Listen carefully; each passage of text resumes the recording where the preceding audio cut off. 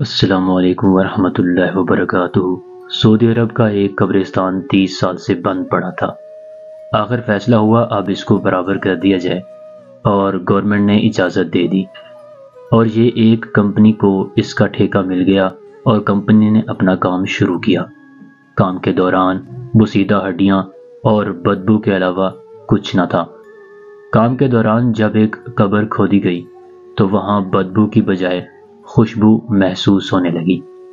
مزدوروں نے کمپنی کو خبر دی اور انہوں نے محکمہ اموات کو اور دوسرے اداروں کو خبر دی اور کام روک دیا گیا، اور جب سب لوگ جمع ہو گئے تو کام دوبارہ شروع کیا گیا۔ زمین کی مٹی انتہائی نرم تھی اور اس میں کافور اور مشک کی خوشبو ملی ہوئی تھی۔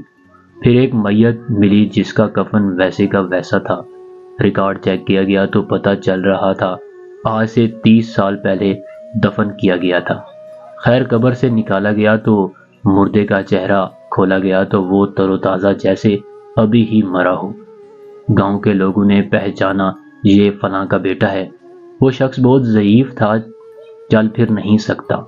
جنازہ اس کے گھر لے جایا گیا، باپ کو دیدار کرایا گیا۔ تیری قدرت کا کیا کہنا، اور روتا جا رہا تھا، اور اس منظر نے سب کی آنکھیں نم کر دیں۔ پھر اس کی اجازت سے دوسرے قبرستان میں دفن کیا گیا۔ پھر باپ سے پوچھا گیا تیرے بیٹے کے وہ کون سے عمل تھے؟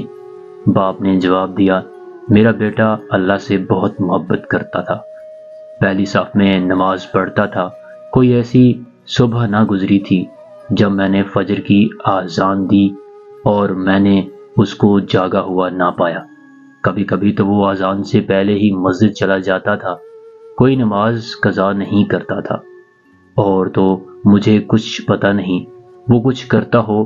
قرآن میں اللہ نے فرمایا جو اللہ سے محبت کرتا ہے اللہ بھی ان سے محبت کرتا ہے، اور اللہ نے بتایا اے بندے میں نے تیری محبت کو قبول کیا، تجھ کو کیڑوں کی خوراک نہیں بنایا۔